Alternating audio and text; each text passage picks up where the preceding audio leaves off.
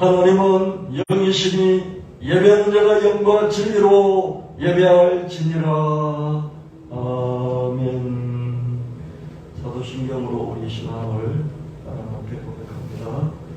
전능하사 천지를 만드신 하나님 아버지를 내가 믿사오며 그 외아들 우리 주 예수 그리스도를 믿사오니 이는 성령으로 잉태하사 동정녀 마리아에게 나시고 본디오 빌라도에게 고난을 받으사 십자가에 못 박혀 죽으시고 장사지 사흘 만에 죽은 자 가운데서 다시 살아나시며 하늘로 오르사 전능하신 하나님 우편 앉아 계시다가 저로서 산자와 죽은 자를 심판하러 오시리라. 성령을 믿사오며 거룩한 공회와 성도가 서로 교통하는 것과 죄를 사하여 주신 것과 몸이 다시 사는 것과 영원히 사는 것을 믿사옵나이다. 아멘. 사랑과 은혜가 충만하신 하나님 아버지 감사합니다. 주님의 높고 크고 위대하심을 찬양합니다. 아름다운 세상을 창조하시고 그 안에 살게 하신 주님, 우리를 지으시고 우리를 부르시고 우리를 보내신 하나님을 찬양합니다.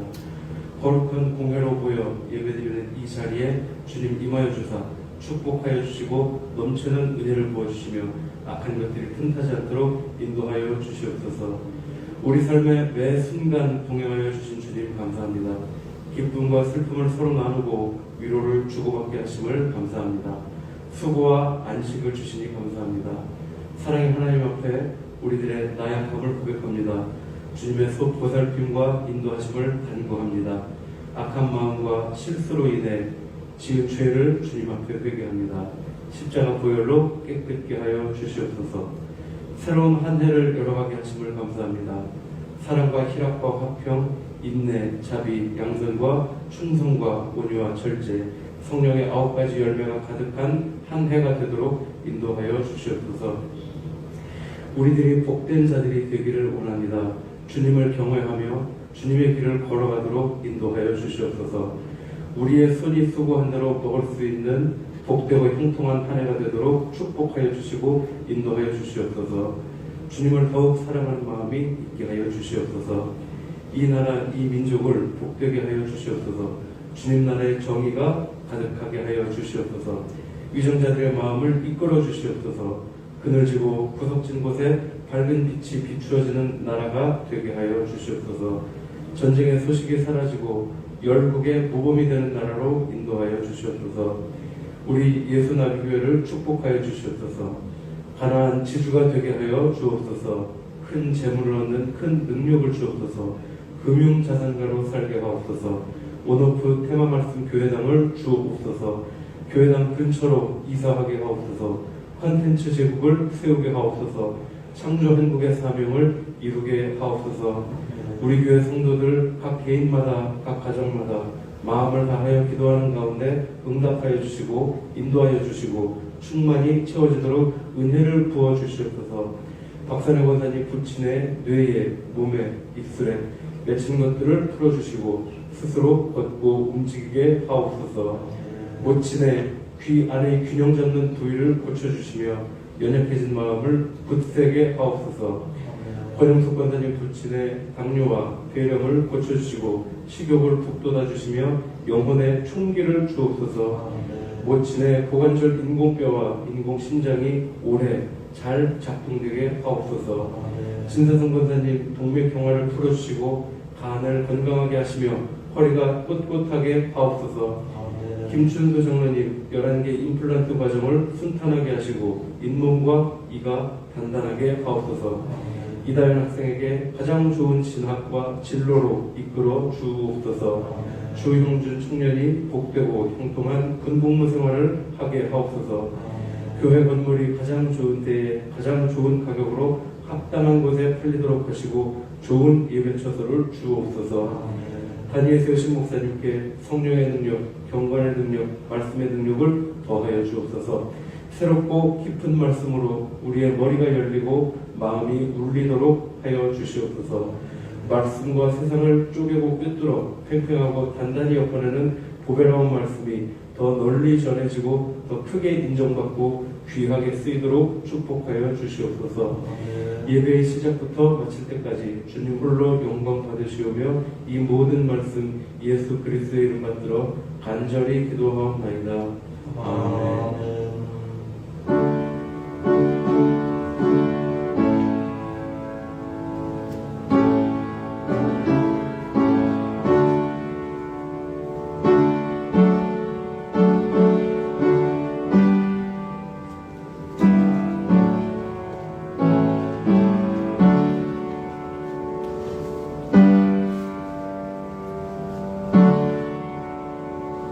하나님 말씀 받들어서 읽겠습니다. 하나씩 올라가도록 해주실래요? 네.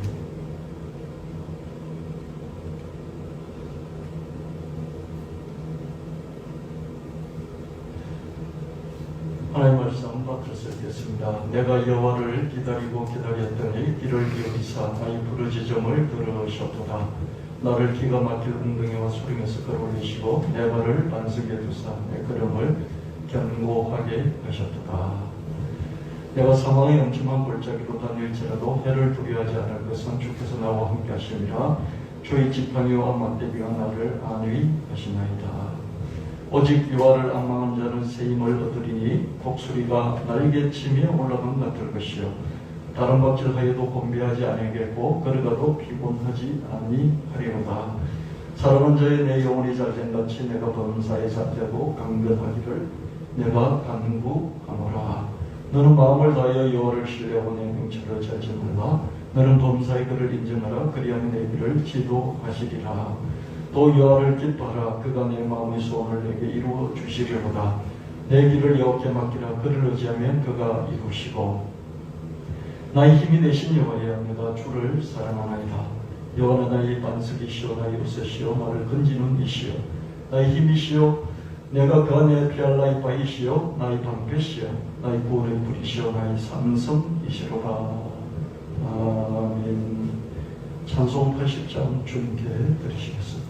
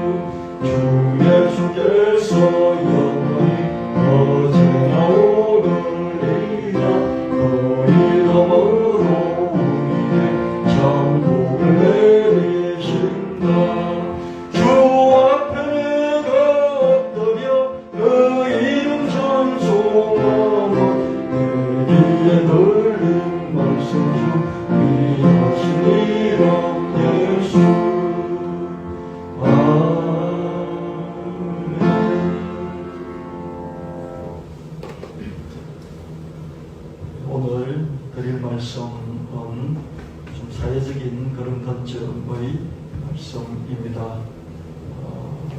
우리가 본능적으로 우리 인간은 자기중심적이기 때문에 개인적인 자기에게 직접 피부에 와닿는 그런 말씀을 좋아할 수밖에 없습니다. 그러나 그럼에도 불구하고 하나님은 사회, 우리의 공동체에 관심을 가지라고 이렇게 말씀을 합니다.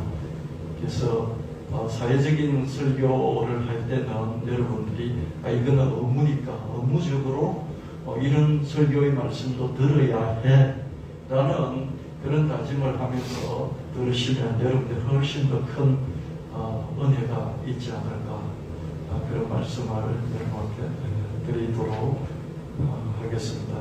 우리는 어떻게 하든지 개인적이고 이기적이고 자기 중심적일 수밖에 없다. 그렇기 때문에 억지로 의도적으로 사회에 관심을 갖는 그런 자기의 어떤 뭐라고 그럴까요? 결심 같은 거, 결단 같은 거, 기준 같은 것이 있어야만이 조금이라도 사회에 관심을 가지고 또 사회에 뭔가 우리가 이바지하는 삶을 살 수 있을 것이다. 그렇게 말씀드리겠습니다. 시편 40편 1절 2절 말씀에 내가 여호와를 기다리고 기다렸더니 귀를 기울이사 나의 부르짖음을 들으셨도다. 내가 기가 막힐 웅덩이와 수렁에서 나를 끌어올리시고 내 발을 반석 위에 두사 내 걸음을 견고하게 하셨도다. 기가 막힐 웅덩이와 수렁에 빠져있다는 거예요. 빠져서 아무리 호죽거려도 헤어날 수가 없고 더 깊이 빠져들어갑니다. 이런 웅덩이와 수렁에서는 자력으로서 자기 힘으로는 빠져나올 수 없고요. 바깥에서 누군가가 타력으로 다른 힘으로 끄집어내 주야만이 이거는 빠져나올 수가 있습니다. 이런 걸 구원이라고 하죠. 그렇죠? 그래서 내가 help me 살려달라고 부르짖고 소리를 질렀더니 어떻습니까? 하나님이 들으시고 나를 끌어내 주실 뿐만 아니라 내 발을 반석 위에 두사 내 걸음을 견고하게 걸어갈 수 있도록 해주신다. 이런 말씀.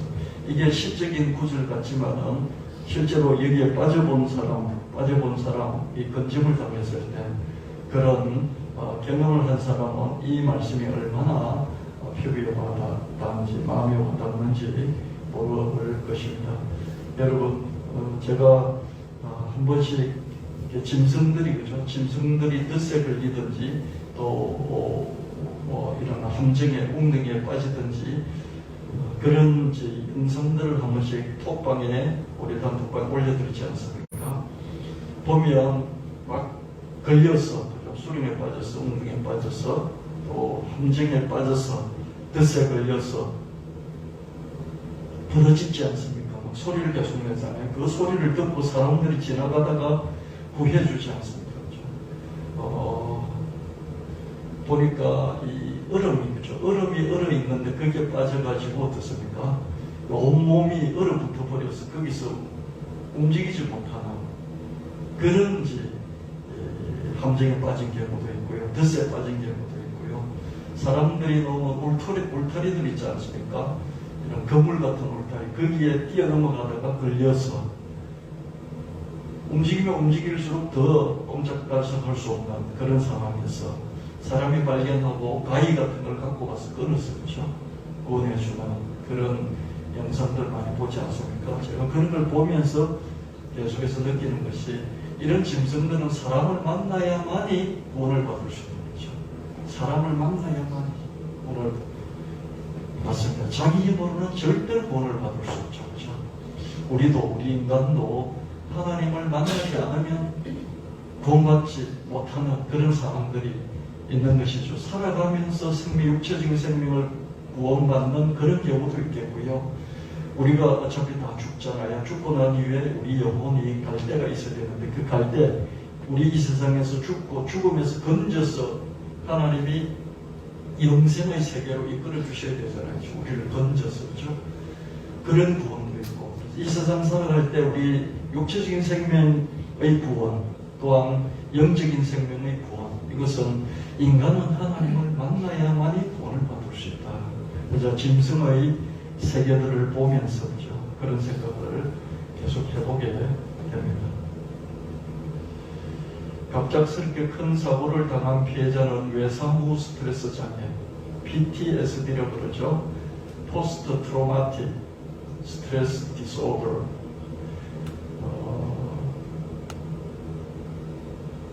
외상 후 육체적인 어떤 큰 상처를 입은 이후에 그죠?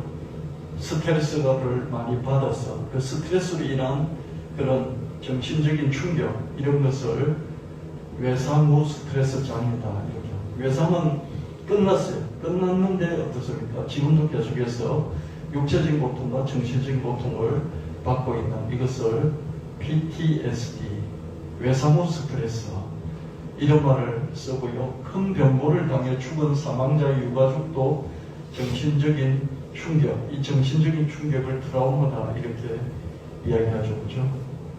갑작스럽게 큰 소를 당했어요. 이걸 병고라 그러잖아요. 그럴 때 피해자는 이 사고 이후에 트라우마에 이제 시달리고요. 정신적인 충격이 시달리고 또 이 병고를 당해서 죽은 그 사망자의 유가족들도 이 트라우마, 정신적인 충격에 시달린다고 합니다. 각종 참사를 당한 피해자는 물론 또 그 사망자, 그렇죠? 각종 참사에 당해서 살아남은 사람도 있고 죽은 사람도 있을 거다. 그렇죠? 살아남은 사람도 심각한 트라우마에 걸리고 죽은 사람의 유가족들도 심각한 트라우마에 빠지게 됩니다. 침몰사고, 배라든지 이렇게 침몰해서 사망한 그런 사망자의 유가족, 압사사고를 당한 사망자의 유가족, 붕괴사고, 사망자 유가족, 추락사고, 이 비행기죠, 그죠? 폭발사고, 화재사고, 산업재해를 당해서 사망한 사망자들의 유가족들, 독극물 사망자죠. 독극물에는 마약도 들어가겠죠. 자연재해 사망자의 유가족, 교통사고 사망자의 유가족, 전쟁이 일어나 전쟁 사망자의 유가족, 군복무를 하다가 자식 보내놨는데 자식이 죽었어요. 그죠? 그랬을 때 이제 그 유가족의 트라우마들이 있겠죠. 총기 사고 사망자 유가족. 총기 사고 우리나라는 많지 않지만은 미국에는요 총기 사고가 뭐 하루에 2건 정도씩 일어나잖아요. 그죠? 총기 사고. 그럼 반드시 유가족이 생기잖아요. 그 유가족은 어떻게 살아갈까? 그 상처가 엄청나게 커요. 우리나라는 그런 게 없는데, 그죠? 사회운동을 하다, 그죠? 강조 민주운동이라든지, 뭐, 이런 시민운동 이렇게 하다가 불시에 권력에 의해서 목숨을 잃은 그런 사망자의 유가족이 있습니다. 저 아프리카 어디에 대통령이, 그죠? 나이 많은 오래 독재하는 대통령이 무슨 식을 거행을 하다가 그죠? 선자리에서 오줌을 넣잖아요. 오줌을 넣은 바지에서 흘러내는데 그걸 영상을 찍어서 유포를 한 언론인들이 죽었죠. 그죠? 갑자기 죽었어요. 그 대통령이 권력이 시켜서 죽여라 한 거죠. 그죠? 감히 지존이 오줌 넣는 것을, 그죠? 그 영상을 유포했다 그래서 죽여버렸죠. 이런 죽임들이 있습니다. 그 다음에 폭행을 당해서 사망하는 사망자 유가족이 있고요. 남녀 간의 데이트 폭력 사망 유가족이 있고요. 자살하는 사람의 유가족이 있습니다. 이런 유가족들은 트라우마의 수렁에 갇혀버리게 되죠. 트라우마는 정신적인 충격. 육체적인 충격이라기보다는 정신적인 충격, 이걸 트라우마라 그려줬죠. PTSD, 외상 후 스트레스 장애를 말하죠.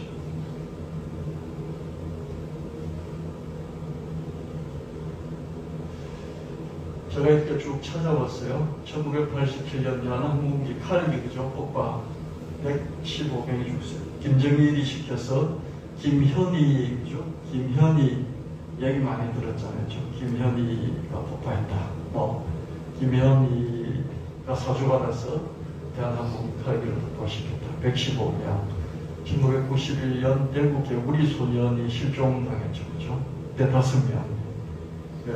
동기 예리한 어떤 동기를 가지고 쳐서 죽였다. 뭐 이런 얘기가 있잖아요. 1993년에 구포역 열차가 탈선하고 전복해서 78명 죽었고요.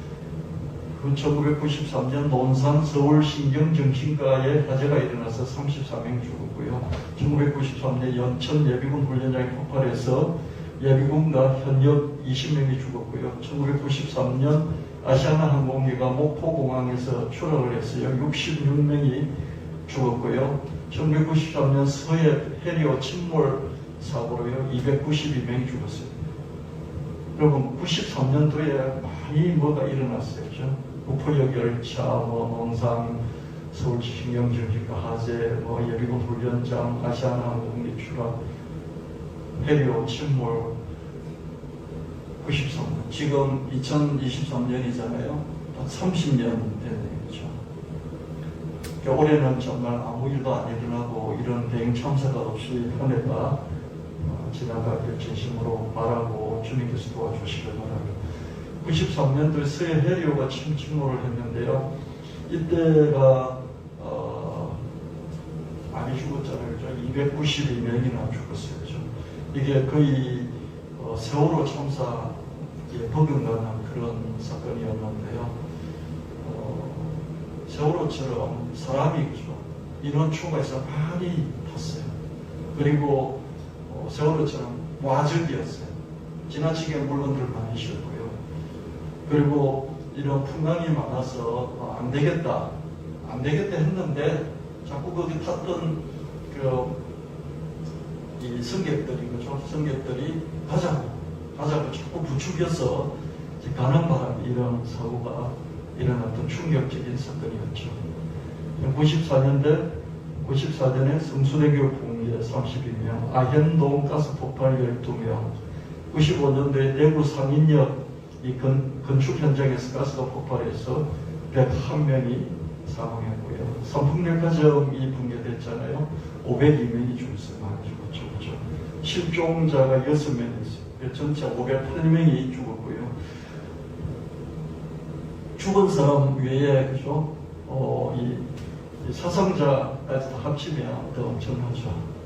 1999년도에 하성 시랜드 청소년 수련원에 화재가 일어나서 유치원생을 비롯해서 교사하고 한 23명이 사망을 했습니다. 유치원생들이 많이 사망을 했죠. 1999년 인현동 호퍼집 화재로 57명. 기억나십니까? 1999년 인현동, 인천 호퍼집 화재가 나서 57명이 사망했어요. 1990년대에 발생한 대형 참사들이라고 볼 수 있습니다. 이렇게 많은 사람들이 갑자기 졸지에 병고를 당해서 사망을 했고요. 우리는 그냥 이러고 지나가 버리고 뉴스 한 컷으로 지나가 버리는데 어떻습니까? 유족들은 평생에 이 트라우마에 시달리겠죠. 2000년대 들어서요. 2003년 대구 지하철 어떤 정신 이상한 그런 사람이 그냥 라인 떠가지고 딸깍딸깍 하다가 기름통에 부어서 방화를 해버렸잖아요. 그래서 191명이 죽었어요. 이 방화 사건으로 인해서 고통받는 사람은 수도 없이 많이 있었죠. 2005년 이천 물류센터 붕괴에서 5명이 죽었고요. 2008년 이천 냉동 창고 화재로 40명이 죽었고, 이런 집단적으로 뭐가 있는 곳에서 화재가 일어나면 대형 사망자가 생깁니다. 2006년 서해 대교 29중 추돌로 12명이 죽었어요. 여러분 기억나십니까? 2006년 서해대교에 안개가 많이 끼어서 29중 추돌 사고가 일어났잖아요. 2011년 1994년에 SK에서 가습기 살균제를 처음으로 만들어냈어요. 그때부터 시작해가지고 2011년에 가습기 살균제로 사람이 죽었다는 것이 판명되기 시작했어요. 그전에는 몰랐어요. 이상하다. 폐가 이상하다 했는데 이게 가습기 살균제 때문인 줄 몰랐어요. 그러다가 2011년도에 그게 밝혀졌어요.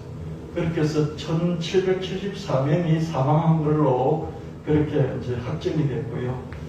2366명이 이것으로 인해서 사망했을 것이다. 이렇게 추산을 하고 있습니다. 2014년 경주 마우나 리조트 붕괴로 부산 외대 그 신입생들 오리엔테이션 하다가 10명이 죽었고요. 여러분 잘 아는 2014년 세월호 침몰로 299명, 실종자까지 합치면 304명인가 죽었죠. 2014년 장성 효사령 요양병원 화재 22명, 저는 기억이 생생하더라고요. 2017년 제천 스포츠센터 화재 29명. 여러분 기억나십니까? 제천 스포츠센터 목욕탕 거죠. 2018년 밀양 세종병원 화재로 40명. 제가 이 제천은 기억이 나는데요. 밀양은 잘 기억이 안 나요. 근데 밀양이 더 많이 죽었어요. 2020년 이천물류센터 화재로 38명. 2020년이 얼마 전이잖아요. 그 다음에 이제 최근에 이태원 압사로 158명, 자살한 사람까지 159명. 그 다음에 최근에 그죠?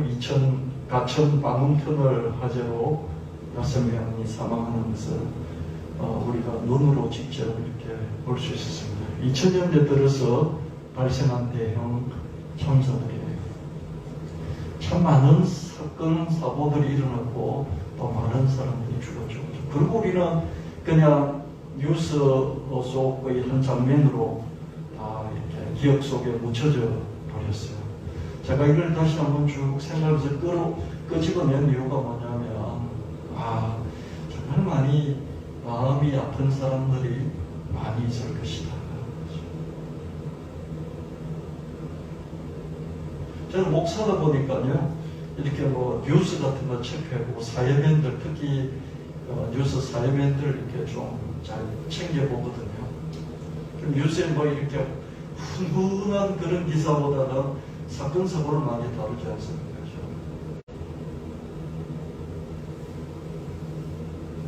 특별히 이태원 압사 사건, 이제 국회에서 계속해서 이제 얘기되고 그러니까, 여기 나오는 유족들의 어떤 그 발언들, 눈물들, 그 아픔들, 이런 것들이 전해져 오는데요. 그래서 한번 이걸 정리를 한번 해봐야 되겠다. 그래서 저와 여러분이 한번 나누고 있습니다. 사망자들은 사망하고 끝이에요. 그렇죠? 그분들은 사망 당시는 정말 뭐 말할 수 없는, 상상할 수 없는 그런 충격으로 사망을 했죠. 그죠? 근데 그분들은 그러고 끝이에요. 그죠? 근데 남은 유족들은 어떻습니까? 평생, 생명이 끝나지 않은 평생 그 트라우마, 정신적인 충격이 반복되지 않겠습니까? 2022년 5월 3일 현재 정부에 공식 보고된 가습기 살균제 사망자 수가 1774명.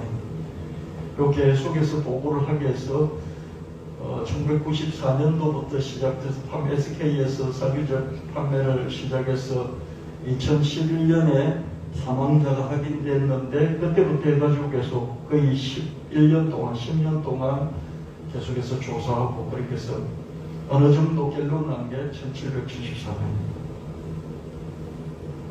사망자는 2366명 정도 될 것이다, 이렇게 추산을 했습니다. 앞에 거는 뭐냐면요, 보고된 거예요. 그래서 확인해 준 거고요.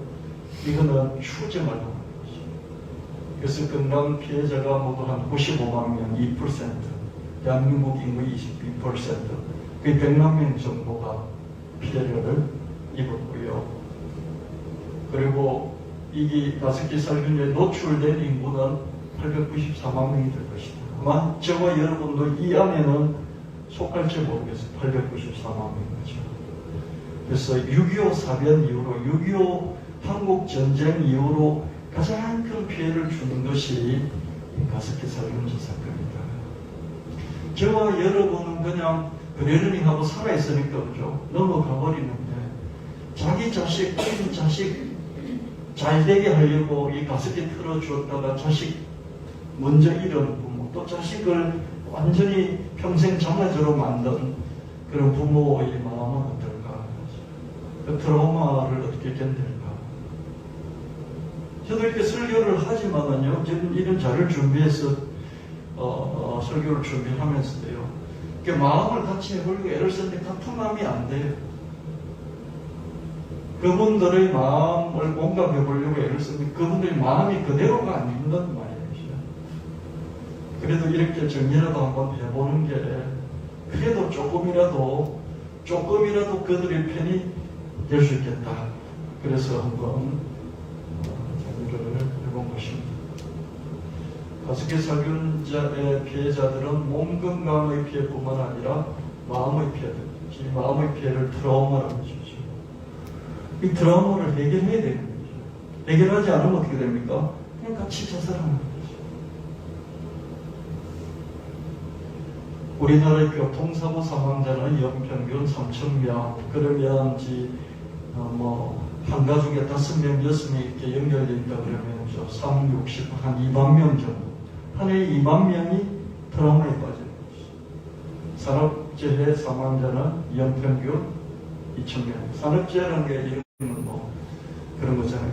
이런 기계에 끼어서 죽는다든지, 벨트에 딸려 들어가서 이렇게 죽는다든지, 반죽기에 떨어져서 죽는다든지, 이런 것들. 산업재해를 일하다가 죽는 사람이 연평균 2,000명이죠. 엄청나죠, 그죠? 요금합니다. 우리가 일어나서 일하고 자는 사이에 다양한 유형의 참사들이 누적되어 왔고요. 그리고 많은 유가족들이 이 트라우마를 겪는데 이 트라우마도 계속해서 누적되어 왔을 것입니다. 이런 가족들 중에서 하나님 믿는 사람도 있고 안 믿는 사람도 있고, 믿는 사람들에도 기도라도 할 텐데 안 믿는 사람들은 어떻게 살았을까? 안 믿는 사람의 시련도 하나님이 들으셨을 것이다. 하나님의 마음이 이들에게 많이 가 있었을 것이다. 그런 생각을 해봅니다. 우리가 일상의 행복을 추구하는 사이에 많은 유가족들이 트라우마의 웅덩이에서 허우적거렸던 것이죠. 우리가 순탄하게 평지를 걸어가거나 또 더 높은 곳에 올라가고자 치열하게 산을 올라가는 그 사이에 저 사람들은 트라우마의 수렁에서 빠져나오지 못하고 수렁에 계속 갇혀 있었던 것이죠. 우리는 그냥 평탄하게 걸어가고 또 더 잘 되려고 산으로 또 올라가고 그럴 때 저 사람들은 계곡에 빠져서 거기서 갇혀 지냈던 것이죠. 고아 출신자, 조실 부모와 어릴 때 부모를 잃은 그런 사람들, 입양자들, 이런 사람들은 정신적인 충격이 없을까? 우리보다 정신적인 충격이 있겠죠. 그렇죠? 제가 만약에 태어나자마자 고아이였다면 어떻게 살았을까? 그 충격이 평생 극복이 될까? 그런 생각을 해봅니다. 성폭행 피해자도 평생 갈 거예요. 성폭행 피해를 당하고 결혼을 해서 잘 살고 자식들을 낳아서 행복한 가정을 세워요. 그래도 그 트라우마에서 빠져나오지 못하는 그런 얘기들 저도 읽은 적이 있는데요. 그다음에 성폭행으로 태어난 사람, 성폭행으로 임신을 하고 낙태를 우리는 하잖아요. 근데 천주교 이런 계통 문화의 그런 국가에서 낙태를 금지시키잖아요. 그래서 아이를 낳아요. 성폭행을 당했는데 난 아이가 있잖아요. 그래서 그 아이를 키우는 엄마는 얼마나 그 트라우마는 어떨까? 그럼 그 아이인 거죠. 나는 누군가 성폭행해서 나는 태어난 아이인 사람인데 얼마나 평생 혼란스럽고 정신적인 그런 어려움이 있을까? 그런 생각을 해봤습니다. 그 다음에 중증장애인이죠. 중증장애인. 지금 그냥 살다가 오래돼서 부모가 이렇게 중증이 되고 이런 것도 힘들지만은 태어날 때부터 중증이 아이들이 있거든요. 태어날 때부터. 그 가족들은 육체적인 힘든 것뿐만 아니라 정신적으로 얼마나 힘들까 그런 생각을 해봤고요. 간첩을 지금 간첩이면 좀 우습지만은 간첩으로 판명돼서 간첩은 이렇게 처벌을 받지만 간첩의 가족들은 처벌을 받을 수 없잖아요. 간첩의 자식으로 대한민국에서 살아가야만 했던 사람들의 트라우마가 됐을까? 그런 생각도 한번 해봤고요. 그 다음에 살인자 우리는 뭐 그냥 뭐 욕 많이 하고 그렇게 하는데 저거 완전히 잡아 죽여야 된다, 처형을 해야 된다, 당장 처형하라, 뭐 이렇게 사형을 집행하라 그러는데요. 그 가족, 부모라든지 가족이 또 살아가야 될 거라는 거죠. 그 사람들은 뭐 이런 이태원 압사나 세월 압사는 어떻습니까? 뭐 가서 보험이라도 지르죠. 이 사람들 보험 칠 데도 없고, 그죠? 안 그렇습니까? 그 다음에 자살자 가족. 자살자 가족도 살인자 가족만큼이나 힘들겠죠. 자살하고 난 뒤에 자살한 거에 대해서 뭔가 막 보험을 칠 수도 없잖아요. 내 자식이, 내 부모가, 내 형제가 자살했어요? 그럼 그것 가지고 막 어디 가서 국회에서 항의할 수도 없고, 그죠? 사람들 앞에서 막 이럴 수 있냐라고 말할 수도 없고, 그죠? 다 자기 탓 같고 그렇지 않겠습니까? 그런 트라우마 아주 클 것이다. 작년 우리나라 자살자는요 13,352명이었습니다.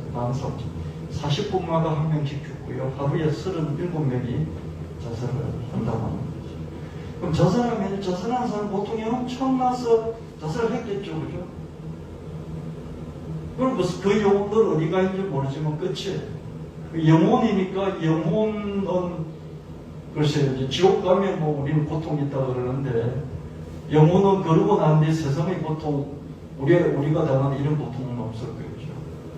그런데 남아있는 사람은 어떻습니까?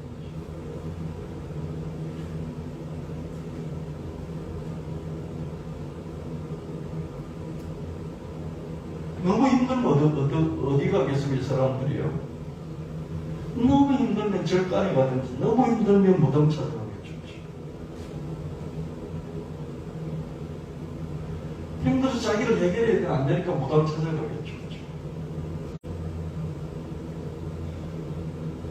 교회 갔더니 교회에서는 성장 발전하는 뭐 그런 설교만 계속하고 있고 어찌할 데도 없고, 그럼 어디 가겠습니까? 개인적으로 풀어줄 수 있는 무덤 찾아가겠죠. 그래서 무당을 이렇게 저도 인정 안 하고, 그죠? 인정 안 하고 그렇긴 하지만 한편으로는 이런 사람들이 갈 데 없어서 무당 찾아가 거기서라도 풀어야 되지 않을까, 이런 생각도 해보게 됐습니다. 한 명이 자살하면 주변에 5명, 10명이 자살 충동을 느낀다고 하는데요. 이 자살자 유가족의 자살 충동은요, 일반인이 자살 충동을 느끼는 것의 80배에서 300배 정도 됩니다. 그러니까 우리가 보통 살아가면서 우울하거나 자살하고 싶은 생각이 들잖아요. 그 생각의 300배 정도가 된다는 거예요. 우리가 좀 기분이 너무 처져 하는 이런 정도가 아니라, 그죠? 자살 충동을 느끼는 게 300배나 강하고, 그리고 우울증이 막 오늘 왜 이렇게 꿀꿀해, 오늘 그냥 처지네, 뭐 이런 정도를 우울증이라고 그러지 않잖아요. 우울증은 그게 함정에 여기 빠져서 못 헤어나는, 이게 우울증이죠. 그 상태 계속 함정의 수렁에 빠져 있는 거죠. 이렇게 될 확률이 보통 일반인에 비해서 7배나 많다. 자살이 주는 충격이, 그죠? 충격이 그 아는 지인에게까지 흘러가면서 엄청난 사회적인 정신적인 트라우마, 충격을 준다는 그런 얘기입니다. 트라우마의 웅덩이와 수렁에서 빠져나오는 것이 유일한 목표인 그런 사람들이 많이 있고요. 이런 목표마저도 없이 그냥 트라우마 웅덩이와 수렁에 빠져있는 사람들이 많이 있습니다. 여기서 내가 이런 상태에서 빠져나와야지 하면서 병원에도 가고 상담도 하고, 이런 사람들 그게 목표이고, 그죠? 빠져나온 게 목표이고, 뭐 이렇게 평지를 걸어가거나 산을 올라가는 이게 목표가 아니고 거기 빠져나온 게 목표인 것이죠. 그리고 아예 이런 목표가 마저도 안 가져 있고 그냥 거기에만 빠져 있는 이런 사람들 많이 있다. 그렇게 생각해 봤습니다. 오늘 이 시간만큼이나마 이 사람들의 트라우마를 생각해보고 한번 느껴보자. 저 사람들이 트라우마의 웅덩이와 수렁에서 벗어날 수 있도록 우리가 기도 한번 해주자. 주님, 저들을 건져주시옵소서. 갇혀있지 않게 하시고 빠져나오게 해주십시오. 저 사람들도 평지를 걸어가고 산을 올라갈 수 있게 해주십시오. 우리가 이런 마음을 가지려고 애를 써도 잘 안 돼요. 저도 잘 안 되더라고요. 그래서 기사 같은 걸 보면 오려가지고 단톡방에 올리기도 하고 또 마음을 실어서 정리해 보기도 하지만은 어떻습니까? 당사자가 아니니까 그렇게 쉽지 않단 말이죠.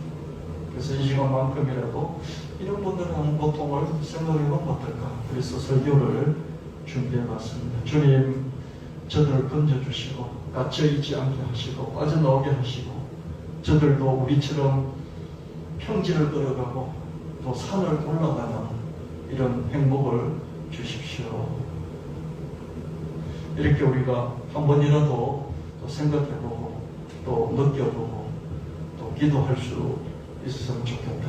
이런 말씀을 드립니다. 저도 이 설교를 준비하면서 생각이 많이 나더라고요.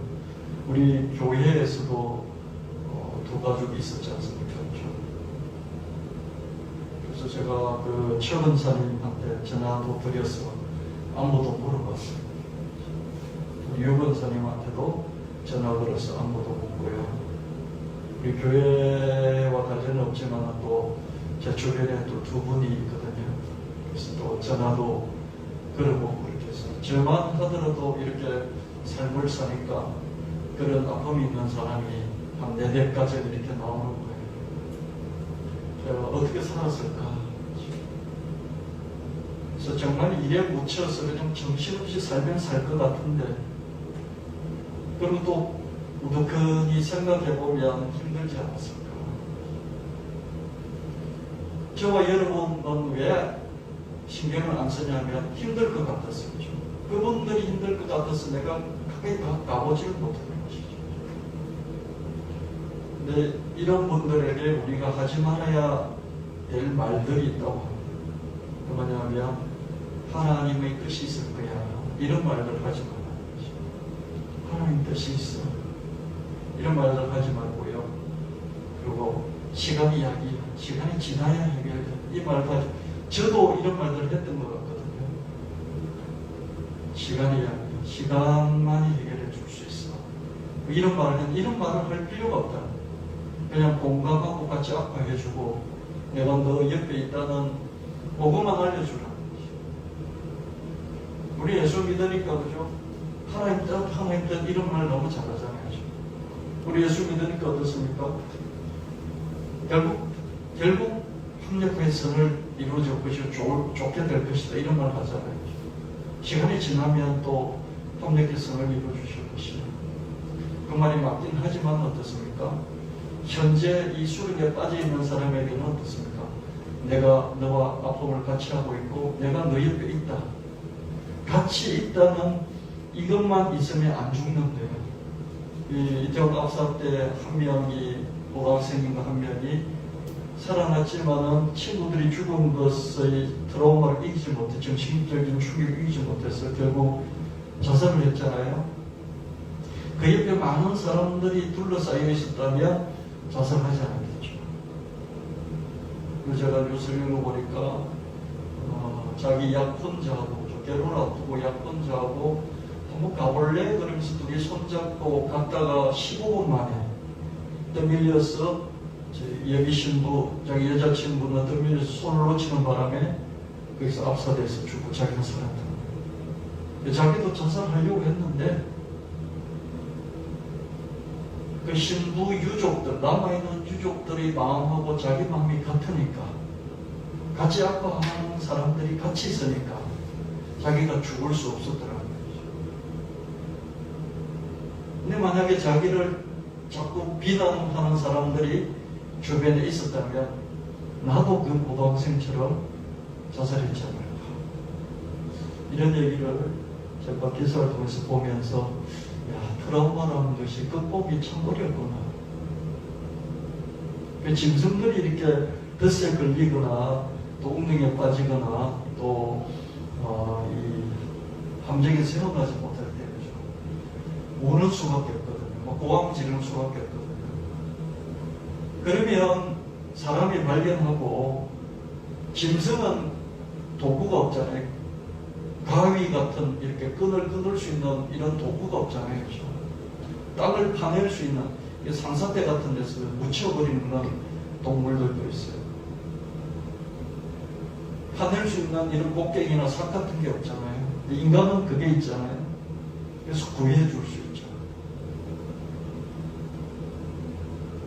여러분, 이태원 압사 때문에 특히 배우 이지한 오인의 부모들, 엄마도 그렇고 아버지도 그렇고 되게 많이 목소리가 크죠, 그죠?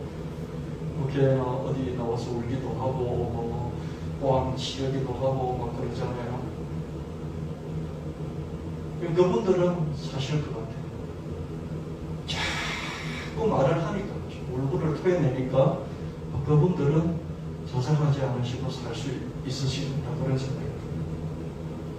근데 적으로 유가족이라든지 그런 분들은 그런 자기 울분을 토할 수 있기라도 하지 이전에 이 많은 참사를 당한 사람들의 유족들은 그냥 보통 너무 평범한 사람들이라서 자기의 의사를 전달하지도 못하고 울분을 토하지도 못하고 삼키면서 살아왔는데 그게 해결이 됐겠냐? 해결이 안 됐겠죠. 그래서 그런 생각을 한번 하고 느껴보는 그런 시간이 되었으면 좋겠다 하는 말씀드리고요. 웅덩이와 수렁에 갇히면 자력으로 빠져나오기 어렵습니다. 바깥에서 타력으로 건져줘야 합니다. 사무엘하 22장 17절 말씀에 그가 위에서 손을 내미사 나를 붙드시며 많은 물에서 나를 건져내셨도다. 하나님이 트라우마의 감옥에서 끌어내 주셔야 하고 의인들이 있죠. 좋은 사람들이 감싸 주어야 살아날 수가 있습니다. 그가 위에서 손을 내미사 나를 붙드시고 웅덩이에 빠져 있으니까 위에서 밧줄을 던지든지 사다리를 내리든지 손을 내밀든지 끌어올려 줘야만이 올라올 수 있지 스스로는 올라올 수 없는 것이죠. 10편 141편 7절 말씀은 내 영혼을 감옥에서 끌어내 주셔서 주님의 이름을 찬양하게 해주십시오. 주님께서 내게 넘치는 은혜를 베푸시니 의인들이 나를 감싸 줄 것입니다. 내 영혼이 감옥에 있는데 이걸 끌어내 주셔서 내가 주님의 이름을 찬송하고 내게 넘치는 은혜를 베푸셔서 내 주변에 끌어내 주시고 내 주변에 의인들로 좋은 사람들로 가득 차 나를 감싸 안게 해 주옵소서. 요셉은 이복 형들에 의해 인신매매된 트라우마에서 평생 시달렸을 것이고요. 아무 잘못도 없이 감옥에 갇힌 이런 트라우마에 사로잡혀서 자기 스스로의 마음을 갉아먹고 있었을 것입니다. 요셉은 믿음이 좋아서 그 감옥에서도 어떤 형편이 있었든지 하나님 함께 하시고 형통케 하시고 믿음이 좋았다 하지만 그러나 사람이잖아요. 트라우마가 얼마나 그렇겠습니까? 창세기 41장 14절 말씀에 이에 바로가 사람을 보내 요셉을 부르며 그들이 급히 그를 옥에서 내놓은지라 요셉이 곧 수염을 깎고 그의 옷을 갈아입고 바로에게 들어가니 하나님이 요셉을 감옥에서 빼내주셨어요. 그리고 우호적인 사람 자기를 팔아버립니다. 자기가 어떤 사람인지 알지도 못하고 그냥 돈 받고 팔아버린 그런 형들이 있었는가 하면 자기를 모함해서 감옥에 넣어버린 사람들이 있는가 하면 자기를 끌어내서 와 이런 사람이 다 있네. 와 자기가 갖고 있는 장점을 칭찬해주면서 그걸 쓰려고 하는 그런 우호적인 건세 있는 왕들과 그 주변 사람들로 가득 둘러싸이는 거죠. 이런 게 있는 거죠. 죽이려고 하는 사람이 있었는가 하면 높여주면서 자기가 잘난 점을 발견해주고 발견해준 데서 끝나지 않고 그걸 막 사용하려고 하는 이런 의인들이 좋은 사람들이 우호적인 사람들이 있는 것이죠. 그런 사람 입만 열면 뭐 바른 소리다 그러면서 해대면서 난 네 것이 없어 그러면서 해대면서 말을 아주 기분 나쁘게 하는 그런 사람. 그런 사람들에게 둘러싸여 있으면 힘들겠죠. 그 정신적인 좀비한테 당하는 거죠. 근데 우호적인 사람들이 있습니다. 우호적인 사람들로 둘러싸이게 되면 트라우마의 감옥에서도 점점점 벗어날 수 있게 하는 것이죠. 압사당해서 내 아들딸이 압사당해서 죽을 것 같은데 국회에 가서 고함이라도 쳐야 될 것 같은데 댓글이 올라오는데 보면 거기에 보낸 부모들이 잘못이다. 그게 왜 보냈냐? 그 귀신 노릇하는 거기에 부모들이 왜 보냈어, 자식? 그게 다 술 처먹고 거기 놀러간 걔들 자신이 잘못이지. 무슨 정부가 대통령이 잘못했느냐? 이런 말이죠. 따지고 보면 그런 말을 할 수도 있어요. 근데 왜 따지고 보면 그런 말을 할 수 있는 말들을 왜 하냐고요? 우호적이지 않죠. 그래서 또 죽는 거예요.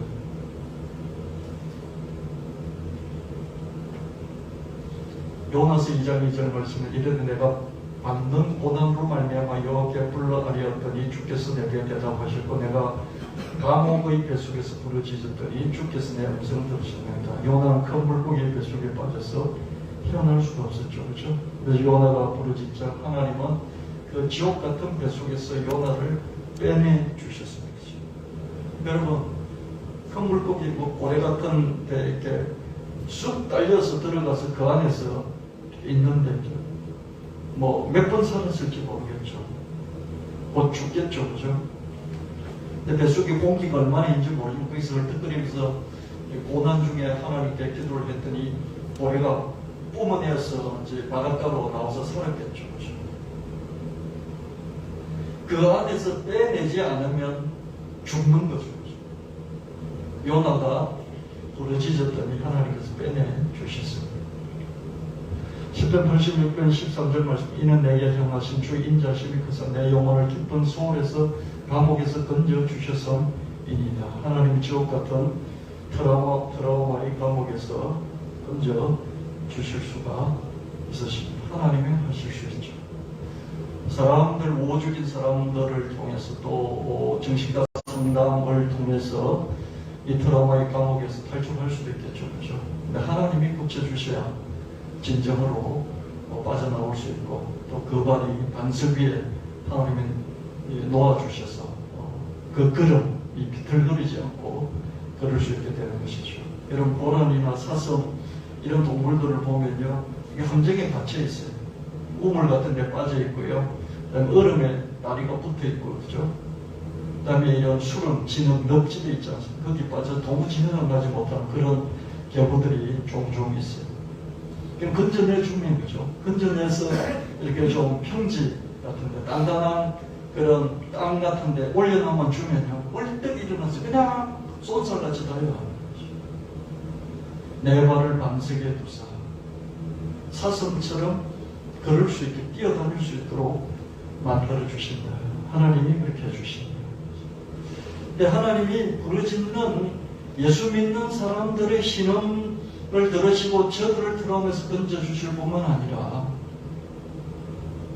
국회에서 저렇게 호소하는 사람들의 그 신음소를 들으시고 트라우마에서 건져주실 뿐만 아니라 너무 평범하고 미미해서 어디 하소연조차 할 수 없는 사람들, 그 사람들도 트라우마에서 하나님이 건져주시기를 예수님 이름으로 기도합니다. 예수님 이름으로 구합니다.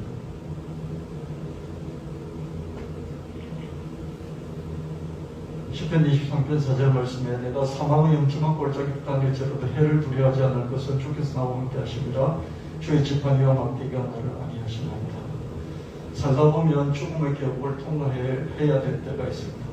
내 잘못 때문에, 남의 잘못 때문에, 남이 이렇게 뭔가 나를 이렇게 죽이려고 하는 계략, 뺏으려고 하는 계략 때문에 또 새로운 목표, 크고 새로운 목표를 세우고 그게 도전하기 때문에 이런 죽음의 계곡에 빠지고 또 죽음의 계곡을 통과해야 될 때가 있습니다. 내가 잘못했어. 남이 잘못했어. 남이 나를 뭔가 이렇게 해코지를 하려고 노리는 바람에 내 잘못도 남 잘못도 아니지만 목표를 새롭게 세우고 도전하다가 계곡으로 통과해야 되는 그런 데가 있다는 것이죠. 여러분, 회사를 창업을 하고 나면 데스밸리라고 해요. 데스밸리. 죽음의 계곡이죠. 죽음의 계곡. 회사가 반드시 회사를 세우면 반드시 통과해야 되는 게 뭐냐면 죽음의 계곡. 죽음의 계곡에서 벗어나는 회사가 있는가 하면 죽음의 계곡에 빠져서 더 이상 헤어나지 못하는 그런 벤처 스타트업들이 많이 있죠. 반드시 죽음의 계곡이 있습니다. 데스밸리라고 하잖아요. 새로운 도전, 크고 새로운 목표의 도전을 하기 때문에 사망의 엄청난 골짜기로 다녀야 될 때가 있습니다. 그러나 하나님이 나와 함께 하신다는 믿음으로 한 걸음씩 한 걸음씩 걸어가다 보면 하나님의 지팡이와 막대기가 나를 보살펴 주시는 그런 경험을 하게 될 것입니다. 내가 이렇게 넘어졌을 때 하나님 지팡이로 걸어서 이렇게 잡아주시고, 내가 빠졌을 때 하나님께서 막대기를 툭툭툭 쳐서 일어나서 빠져나오게 하시고, 하나님 막대기와 하나님의 지팡이, 막대기로 툭툭 쳐서 더 나쁜 곳으로 가지 않게 하시고 좋은 곳으로 이동하게 하시고 지팡이로 나를 걸어서 당겨서 나를 이렇게 세워주시거나 그런 경험을 하게 될 것이다. 그래서 우리 평생 살면서 사망의 엄침한 골짜기를 지나지 않는 사람 한 사람도 없어요. 다 지나요. 뭐 질병 때문이든지 실패 때문이든지 하여튼 다 지나게 돼 있어요.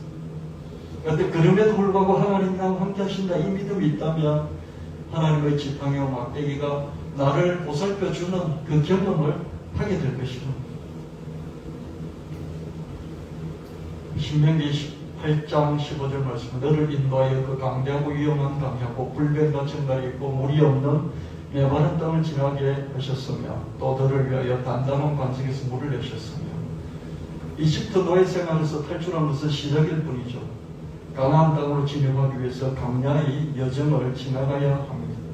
넓고 메마른 강야에는 불변도 정갈이 있어서 아주 위험하죠. 그러나 하나님께서 함께 하시면서 물과 양식까지 주시는 것을 우리 인생을 통해서 경험하게 됩니다. 출애굽기 13장 21절 22절 말씀에 여호와께서 그들 앞에서 가시며 낮에는 구름 기둥으로 그들을 인도하시고 밤에는 불기둥을 그들에게 비추사 낮이나 밤이나 진행해 하시니 낮에는 구름 기둥 밤에는 불기둥이 백성 앞에서 떠나지 아니하니라. 메마른 강야를 걸어가든 죽음의 계곡을 걸어가든 하나님이 함께 하신다 이런 믿음을 가지고 계속해서 행하다 보면 걸어가다 보면 하나님의 불기둥 구름기둥도 경험할 것이고 지팡이와 막대기도 경험하게 될 것입니다.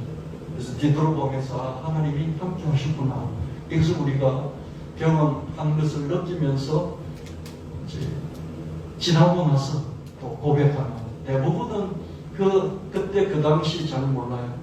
근데 지나고 나서 되돌아보면서 하나님이 지팡이와 막대기로 구름기둥과 불기둥으로 함께 하셨다. 그것을 깨닫고 또 하나님께 감사하고 영광을 돌리게 되는 것을 보게 됩니다. 다양한 유형의 참사들로 죽은 사망자들의 유가족들이 트라우마인 옆에서 헤어나지 못하고 있겠죠. 그죠?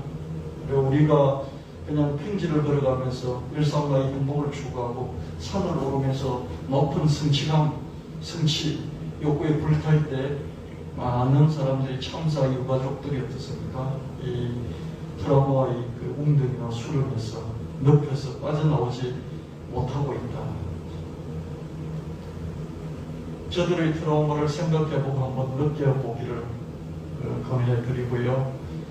아무리 생각해보고 느껴보려고 잘 안 돼요. 생각은 돼요. 그 감정이 그대로 와닿지 않아요.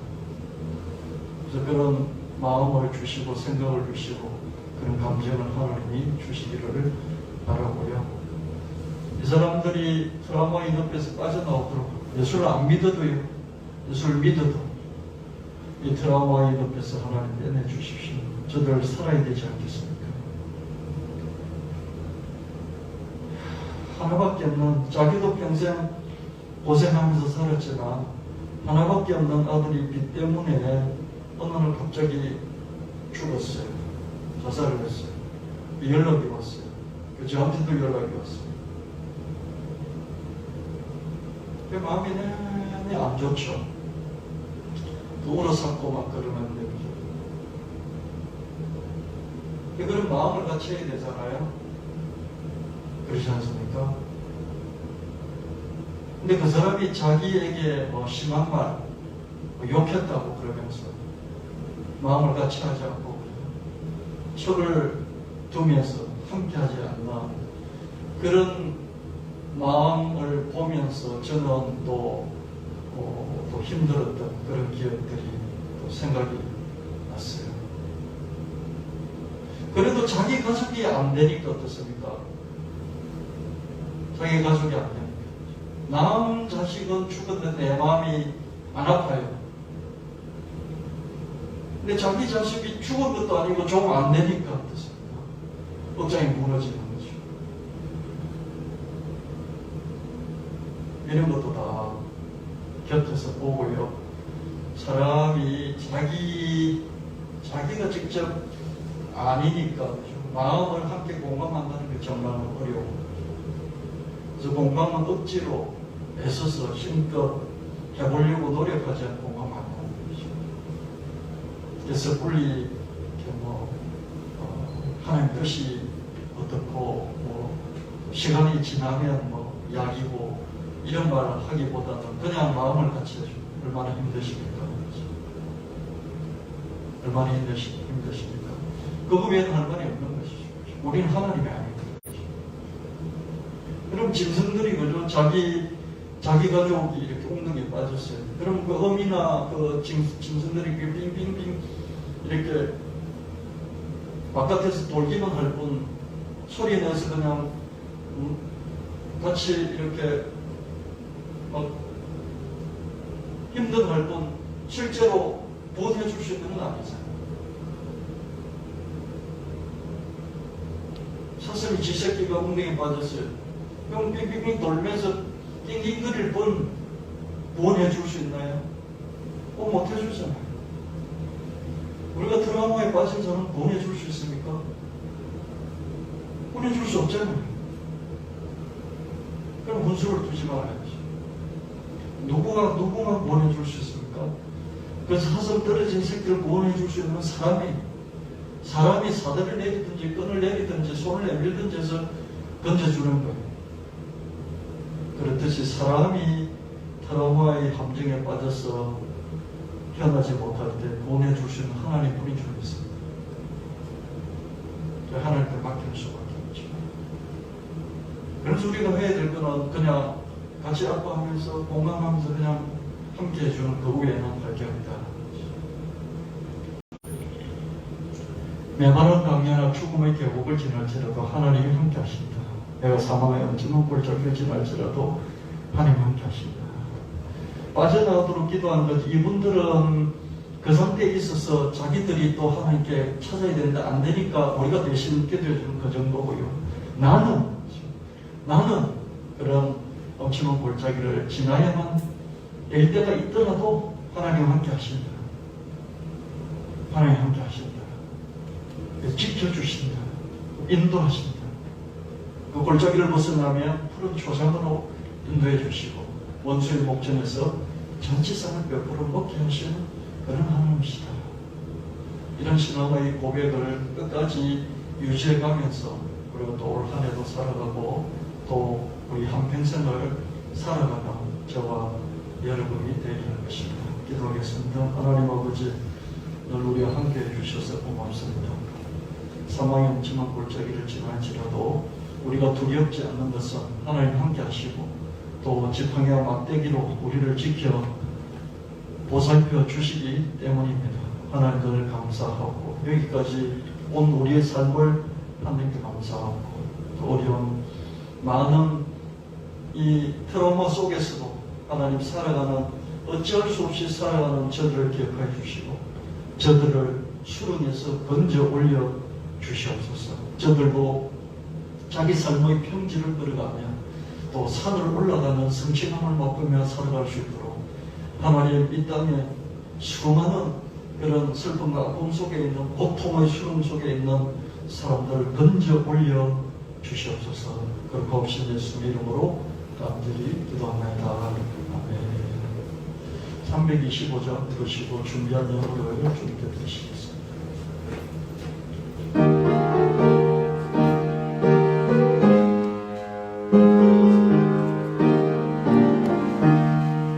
예수가 함께 계시니 시험이 오나 더문데 기쁨의 근원 되시는 예수를 위해 삽시다. 날마다 주를 섬기며 언제나 주를 기리고 그 사랑 안에 살면서 단길로 가지 맙시다. 이 세상 사는 동안에 주 이름 전파하면서 무한한 복락 주시는 예수를 위해 삽시다. 날마다 주를 섬기며 언제나 주를 기리고 그 사랑 안에 살면서 땅위로 가지 맙시다. 이 세상 친구 없어도 예수는 나의 친구니 우리 아이를 버리고 예수를 위해 삽시다. 날마다 주를 섬기며 언제나 주를 기리고 그 사랑 안에 살면서 단길로 가지 맙시다. 주께서 심판하실 때 잘했다 칭찬하리니 이런 성과 받고 예수를 위해 삽시다. 날마다 주를 섬기며 언제나 주를 기리고 그 사랑 안에 살면서 땅길로 가지 맙시다. 하나님 아버지, 평범함 속에 하나님의 큰 은혜가 있음을 오늘도 더 깊이 생각하게 되었습니다. 하루하루 살고 하루하루 내 곁에 가족이 있고 내일과 친척, 친지 또 우리 성도들이 있음에 하나님 이 시간 깊은 감사를 드립니다. 하나님 또한 일주일을 또 한 달을 살아가게 될 것입니다. 올 한 해를 살아가게 될 것입니다. 평범한 하루하루 일상 속에서 누리는 행복과 또 하나님 이 가족들과 일가 친치, 친구들, 지인들 그 속에서 내가 둘러싸여 보호를 받는다는 것이 얼마나 참으로 은혜 충만한 것인지 깨닫고 하루하루 행복하게 또 감사가 넘치며 기쁨 속에서 살아가는 우리 성도들 되게 하여 주시옵소서. 오늘 특별히 주일을 맞이해서 주님 앞에 몸을 드리고 마음을 드리고 시간을 드리고 물질을 바쳐 드립니다. 그런 속길 기억하여 주시고 하나님 잊지 마시고 돌아보시며 억만배로 갚아 주시옵소서. 당대에 내세 후대에 넘치도록 갚아 주시옵소서. 11조 드립니다. 감사한금 드립니다. 부유헌금, 선교헌금, 부재헌금, 하나님 아버지 건축헌금 바쳤습니다. 하나님 아버지 기도 제목들이 있습니다. 하나님 아버지 여기에 내 땀과 눈물이 섞여 있습니다. 주님 받아 주시옵소서. 우리 교회 성도들 물질 얻는 능력을 주셔서 큰 물질로 하나님 큰 사역 감당할 수 있는 우리 교회가 되게 하여 주시옵소서. 교회를 위해서 하나님 테마 말씀 예배당을 위해서 7가지 기도 제목이 있습니다. 하나님 또한 우리 성도들 개인을 위해서 7가지 기도 제목이 있습니다. 하나님 이 기도 제목들을 주님 잊지 마시고 기억하시고 돌아보시고 때를 맞춰서 응답하여 주셔서 우리 가운데 큰 기쁨이 있게 하여 주옵소서. 거룩하신 예수님 이름으로 간절히 구하옵나이다. 아멘.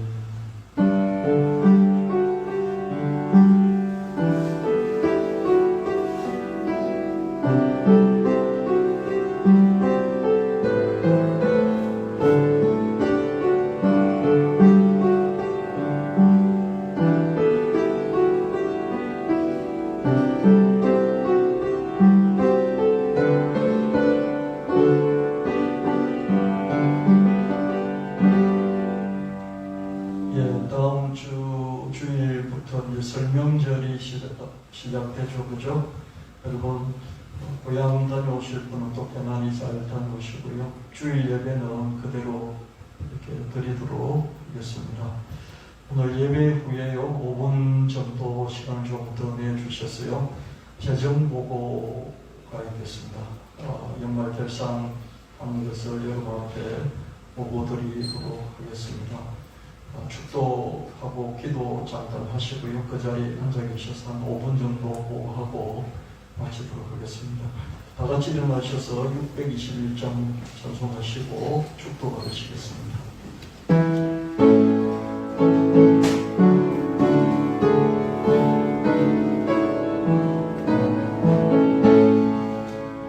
찬양하라 내 영혼아, 찬양하라 내 영혼아, 온 마음과 정성 다하여 주 찬양하라.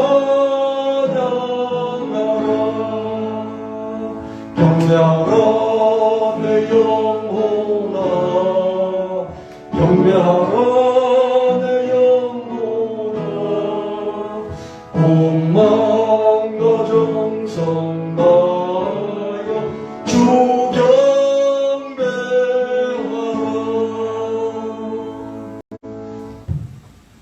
이제는 우리 주 예수 그리스도의 지극하신 은혜와 하나님 아버지의 영원 무궁하신 사랑하심과 성령 하나님 영원히 인도하시니 예배를 드린 성도들 우리의 가정 일대 하기 위해 산지사방 같은 서울 청년교회 위에 본문에 대한 청년 위에 영원히 함께 하실지어다.